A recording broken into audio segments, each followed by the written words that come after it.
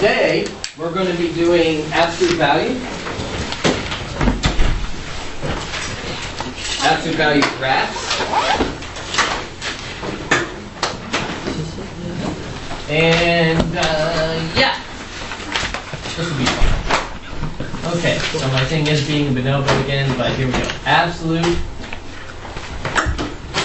value graphs. Just get closer. Yeah, I could do that, I suppose. Okay. All right, anyways, we are going on absolute value graphs.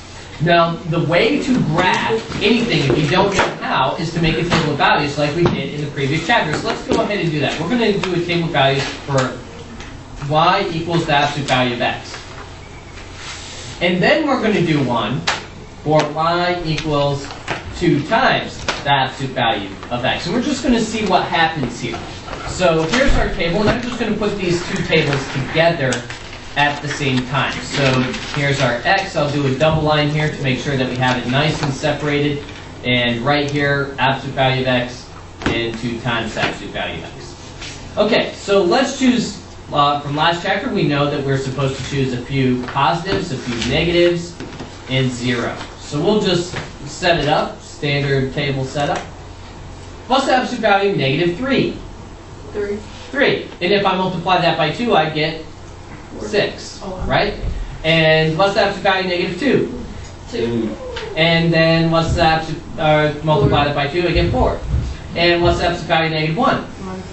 And the absolute value, multiply that by 2, we get 2. What's the absolute value of 0? 0. And 2 times that? 0. Okay, what's the absolute value of 1? 1. And then 2 times that? 2. And then absolute value of 2? 2. And then hopefully you see the final part of the table. Okay? So, and those are two absolute value things. Now, luckily, just like with graphing lines, we can graph absolute values without doing a table of values. Okay? There's some tricks of the trade that we can use. Okay? It is going to be difficult for you to accept what I'm doing initially.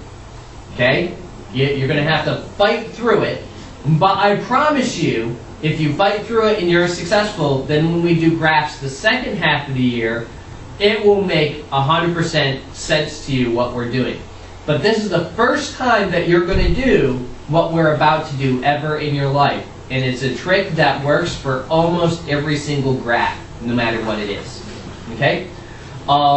Let's go ahead and plot these. Okay? So I'm just going to come, the first one should look like this, okay? We have these 3 points, okay? And I would draw my line through that, right? Okay? And draw this one.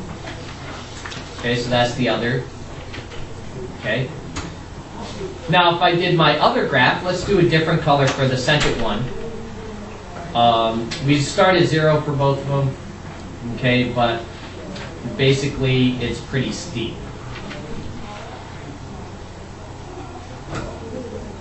Okay, there's that one, and there's that one. Okay, so those are both of those graphs that we just did the table for. Any questions how I plot those points, connect them? And you're going to want to get used to putting 2 graphs on the same thing. Now, I don't want you to do that for homework, but that's coming up. What? How did you plot it? Well, I took my table, negative 3, 3, negative 2, 2, right? I did the first one, negative 1, 1, 0, 0, 1, 1, 2, 2, 3, 3. Then for the other graph, so that's for the first one, then for the second one. So I did the first one, negative 3, 6, negative 2, 4, I get it now. Negative 1, 2. Okay, so basically these were y values. Okay, these were y values for the first one and the second one. So I can see why that would. See, those were y's. Those were both y values. So I just combined my table into one, so I didn't have to make 2 tables.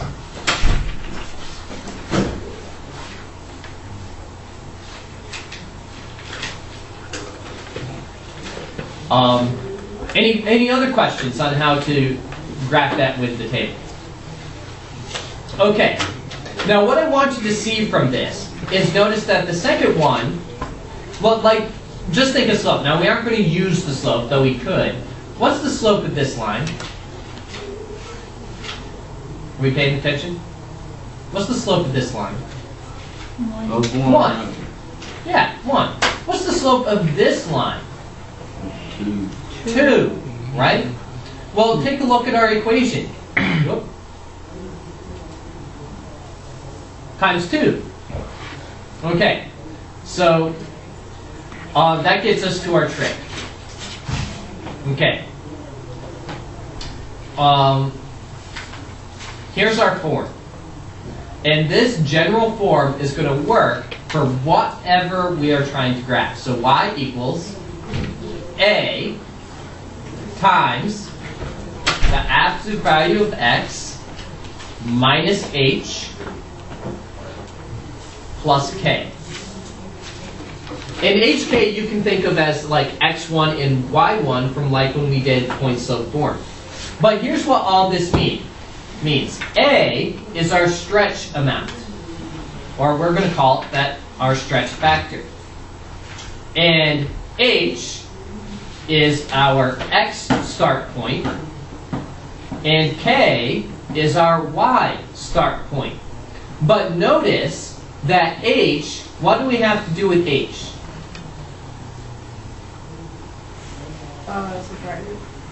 Yeah, switch its sign. Okay, we're going to switch its sign. Just like with point slope form, when we had all those minuses, what do we have to do with our x1 and y1? Change the sign. Yeah, switch the sign. Now, in this form, only h do we have to switch. We don't have to switch k. Now, we're going to do a bunch of practices, okay? Here we go. Now, we're going to do this without a table of values. Let's do an easy graph. This is an easy graph. Y equals absolute value of,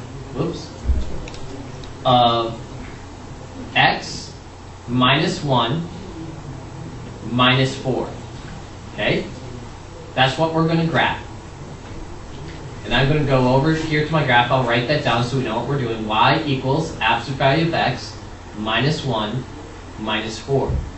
Now, whenever we graph, no matter what type of graph it is, unless it's point slope form or slope intercept form, basically the form that you are learning today is every other graph, okay? And it's not going away. Algebra 2 is going to creep its ugly head up a bunch. All right, here we go. We need to know where we start.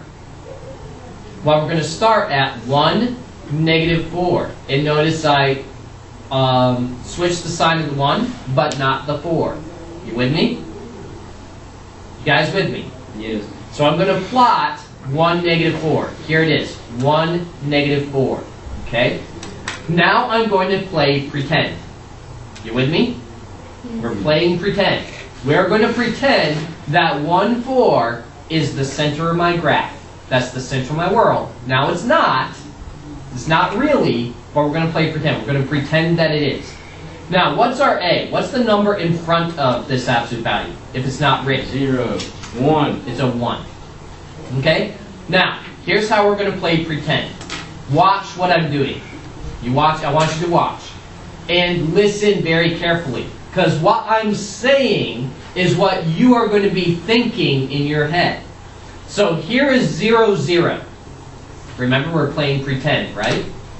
So I'm going to go right 1. Okay, so x equals 1. What's the absolute value of 1? 1. So then I'm going to go up 1, because the absolute value of 1 is 1. 1. Okay, now listen, I'm going to go back to the beginning. Now this point's actually 1, negative 4, but we're pretending it's what? 1. 0, 0. I'm pretending it's the origin. Now I'm going to go right 2. Okay, so x equals how much? 2. 2, because I went right how many? 2. 2. What's the absolute value of 2? 2. So I'm going to go up how much? 2. Do you see what I'm doing? Okay, let's do another one. If I go right 3, what's x? 3. 3. What's the absolute value of 3? 3. I'm going to go up 3. Do you see how I'm doing that? All right, so I did the right-hand side. So that gives me my graph. Let's do the left-hand side. If I go left 1, what's x? 1.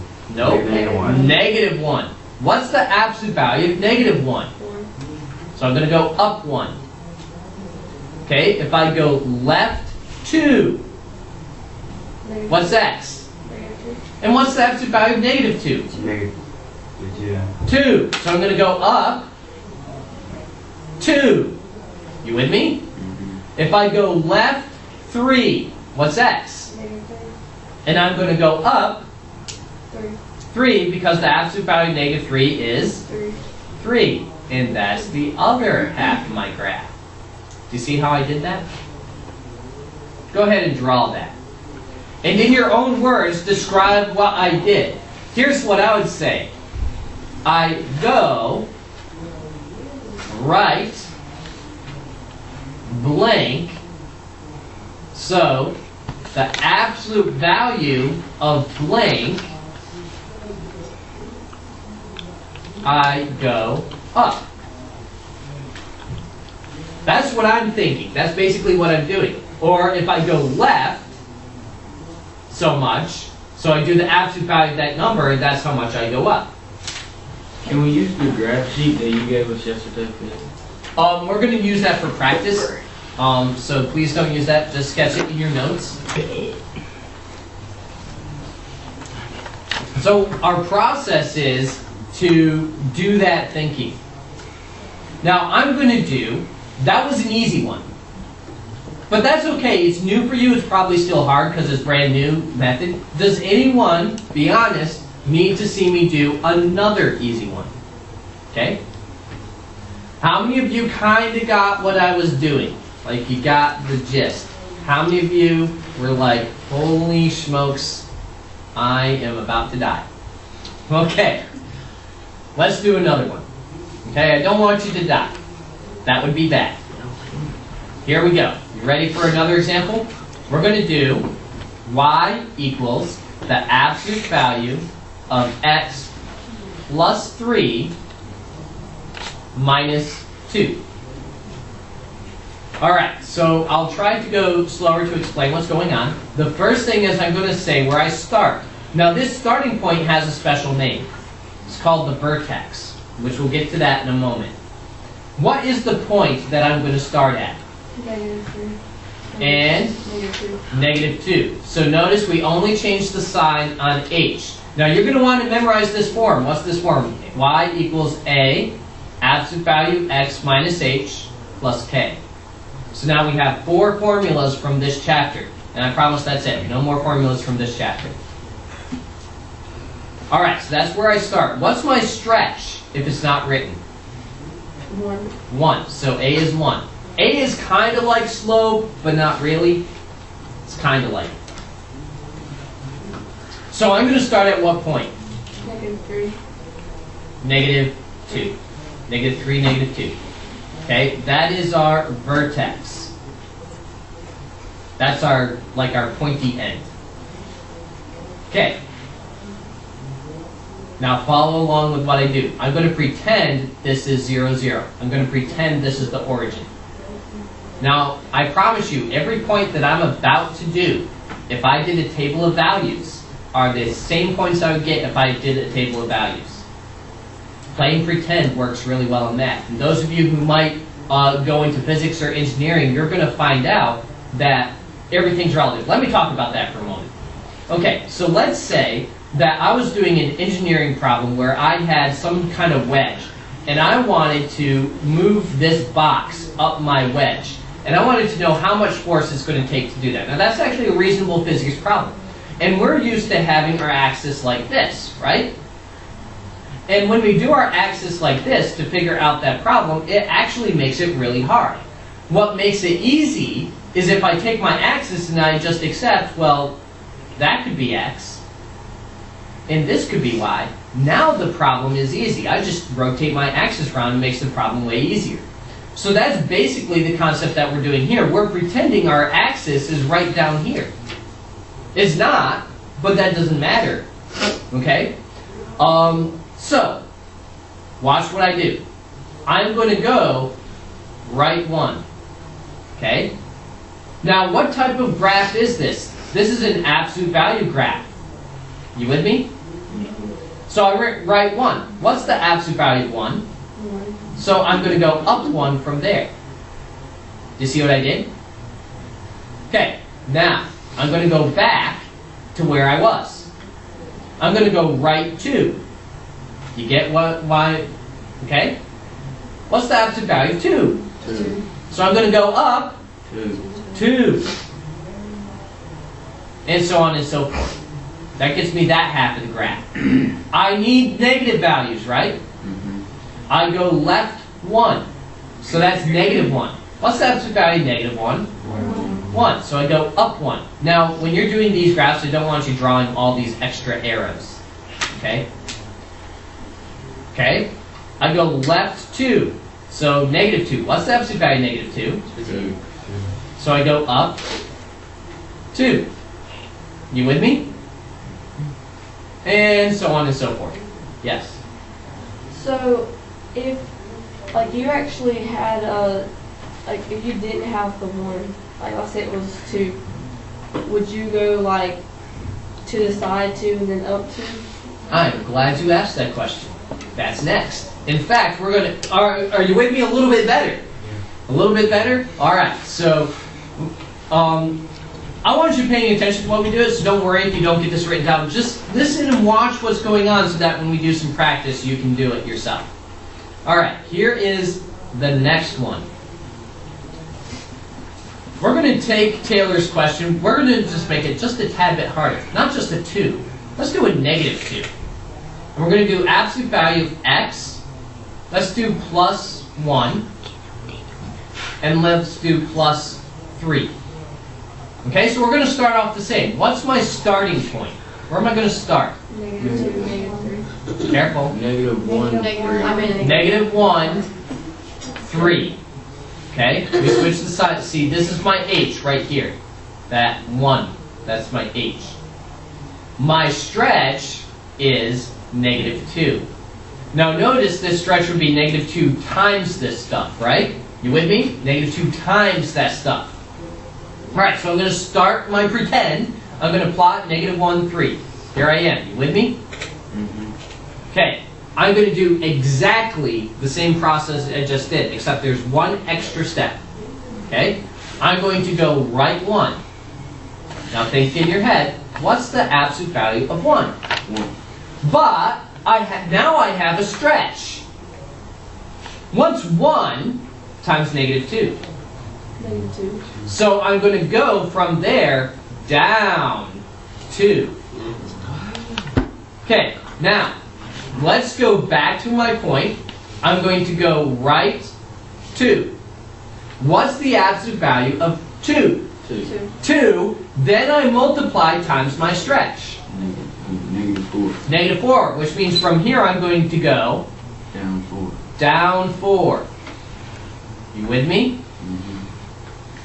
So, if I go right 3, absolute value of 3 is what? 3. 3. 3 times my stretch is, so I'm going to go down 6. And plenty of points there, don't you think? Yes. Okay, so that's the right-hand side. We always go right and left. We do both, because we don't know what's going to happen. So if I go left 1, that's negative 1. What's the absolute value of negative 1? 1. Times my stretch. Negative 2. So I'm going to go down 2. You with me? I'll go ahead and connect that.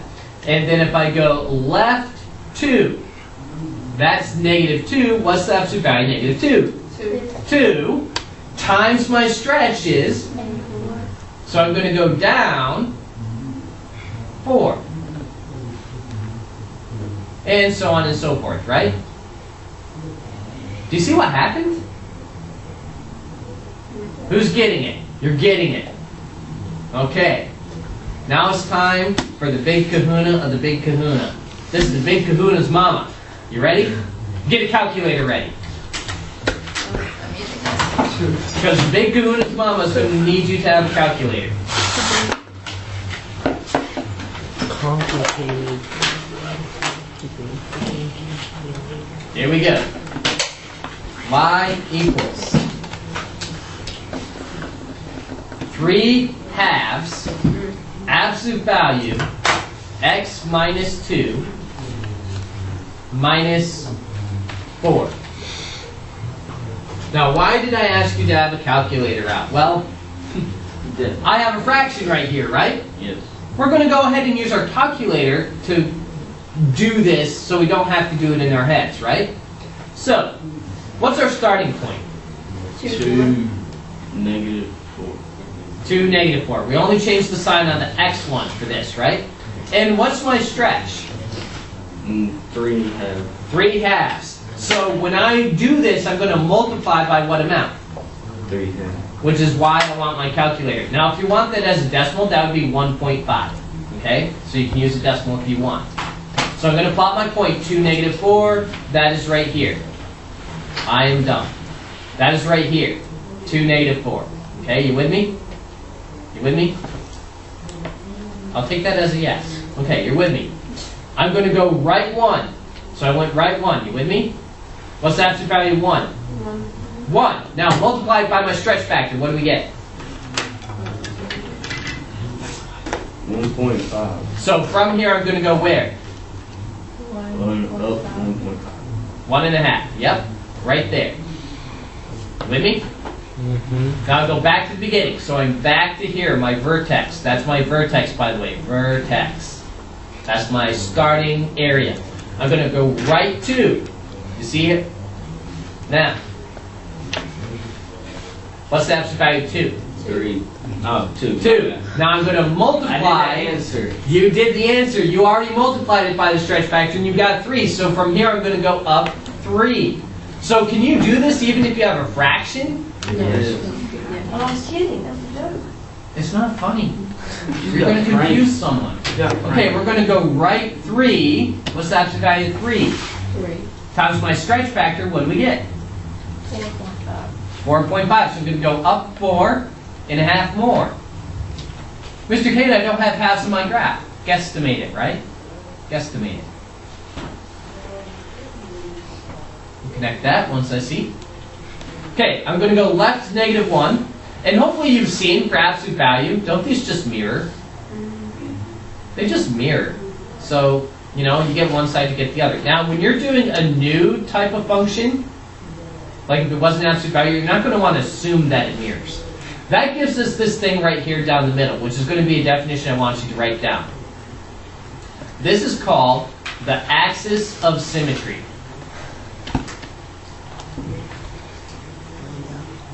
The axis of symmetry.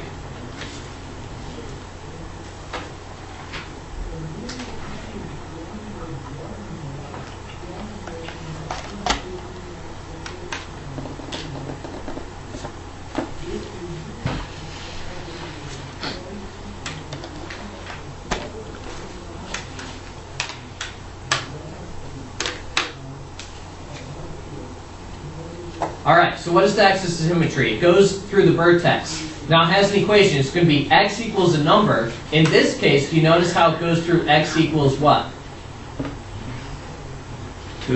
Yeah, it goes through x equals 2. So that's the equation of my axis of symmetry. Okay? Now, I'm going to write 6 examples up here. We're not going to graph them, but we're just going to basically say what we would do. Okay? So here we go. Here are my wonderful examples. Example 1. And what we're going to do is we're going to describe, the way we graph this is transformation. We're going to describe the transformation. Graphing with transformations makes graphing a lot easier than a table of values. Less work if you can grasp what's going on. Alright, so negative 2 absolute value x plus 5 minus 3. Okay? So this transformation, first of all, is left 5 units, down 3 units with a stretch of how much? -2. Do you see where I got the 5 and the 3? Yes. Now notice, we changed the sign of the thing inside with x, right? This thing's sign. So it's left, not right. Do you see what I'm saying? So example 2. Let's say we had y equals 3/4 absolute value x minus 2 plus 5. Someone describe that transformation. Go ahead. You would Go ahead, Caleb. go right 2 Yep. and then down 5. Close. Up 5. It's only the thing inside with x that changes. And what's our stretch? 3/4. 3/4. Okay? Do you see how I do that? And I promise you, you will graph every type of graph like we just did when you're in pre-calculus your senior year. Okay? Every single type, you can do the same process. I can give you a brand new type, and you're going to do it the same way that we just did it. Except instead of absolute value, it would be something else. Well, that's okay. We'll get to that. All right? How about this one?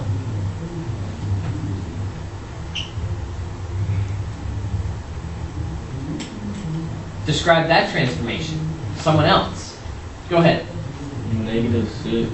Okay, so that's going to be left 6. Oh, my bad. But yeah, -6, right? And then Up to up 2. And then our stretch is, 4/3. -4/3. yep, -4/3. Good. All right, I'm going to put 3 up, and I want you to try them on your own in your notes. So Right. examples 4, my Graphing. audio is beeping. We aren't going to graph them, you're just going to do what we just did. Describe the transformation. Okay, so y equals?